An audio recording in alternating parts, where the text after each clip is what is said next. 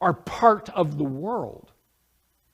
The lost person, the person who is not saved by Jesus Christ because they have not put their faith, their belief, their trust in Jesus. That person, the non-Christian, they are a person of the world, they are a person of the culture, they are a person of the enemy. And because they belong to that group loves them. Because they're one of them. So the culture celebrates the pagan lost person. The enemy rejoices at the lost person. The brothers are on the wrong team, in other words. The world celebrates that.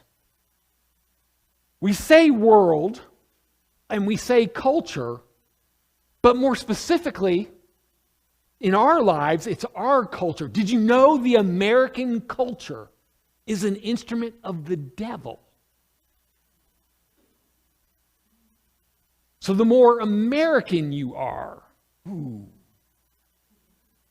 all culture is the playground of the devil. And so Jesus' brothers are part of the culture.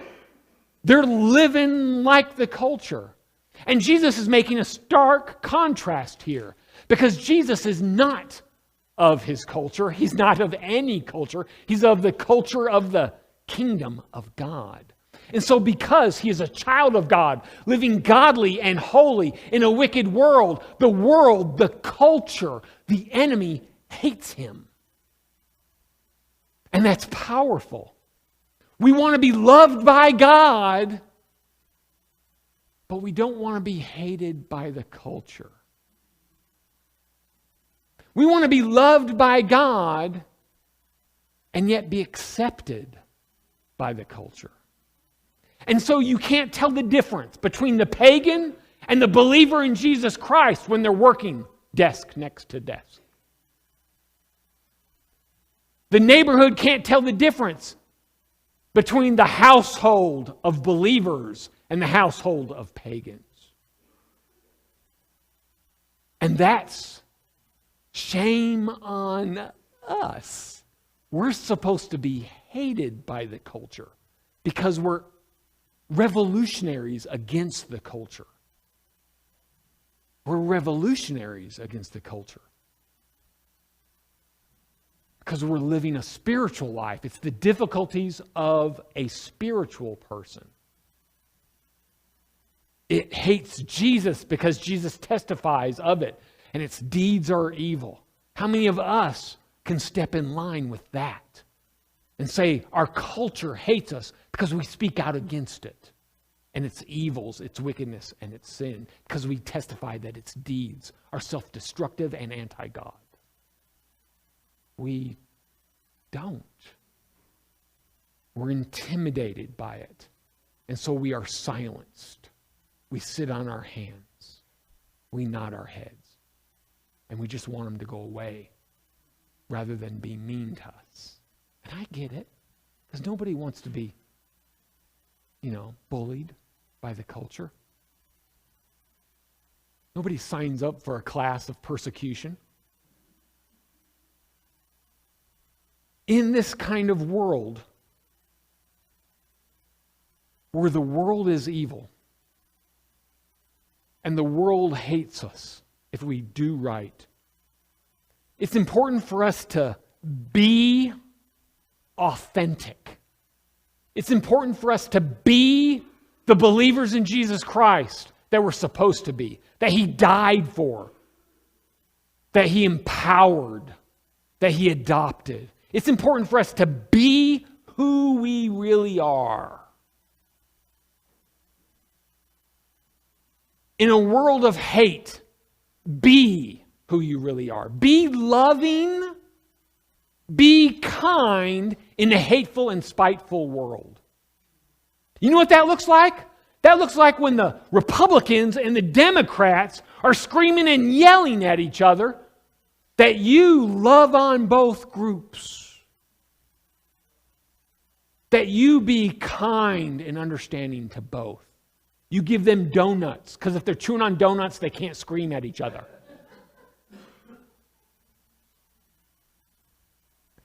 Be loving and kind in a hateful and spiteful culture, so that the neighbor that drives you crazy because they nitpick on all the little things about your yard, your house, how you park your car, the noise level of your amp and guitars on the patio.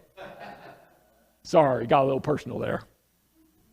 Play your Christian music loud, get your neighbors saved, right? Anyway, don't be mean back to them. Be loving and kind to them. Bring their garbage can back up to their doorway. Offer to mow their grass.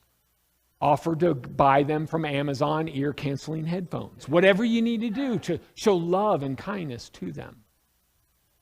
In a world of hate, be generous in a greedy culture.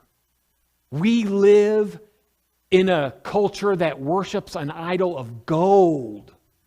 We wrap it up in a fancy big word, capitalism, free market, but it's all about chasing the golden idol. And we sell our lives to the golden idol. And we train our children to live for the golden idol. And our children are only successful if they're better at worshiping the golden idol than we are. In such a culture, be generous. When everybody else is hoarding their gold, give your gold away. Give selflessly and sacrificially. Be so generous that the people around you want to know why you are different. And you know what that does? That gives you an opportunity to talk about Jesus. Talk about storing up treasure in heaven rather than retirement and 401ks. In a world that's greedy, be generous, my friends. In a world of hate, be humble in a competitive culture. We live in a competitive culture. So rather than having walls of trophies, be humble. Rather than introducing yourself by all of your glorious titles and all the letters behind your name, introduce yourself with, "Hi, my name is John."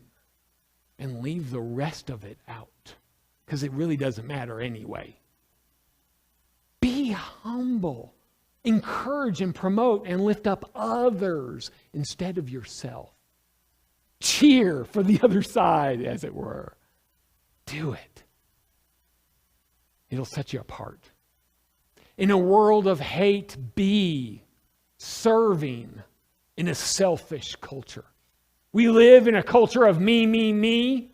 So imagine when somebody is you. Be quick to serve rather than to be served. I think somebody said that. Was that Jesus who said he didn't come to be served, but to serve? And aren't we supposed to follow Jesus' example? So rather than serving yourself, be selfless and sacrificial, serving others. Be who you're supposed to be, my friends. In a world of hate, be righteous in a compromising culture. Be godly in an ungodly culture. Be innocent and pure in a culture of garbage. Pass that on to the next generation, so that you're a light in the darkness, uncontaminated by the filth around you. If you be who Jesus wants you to be, the world will hate you. And that's a good thing.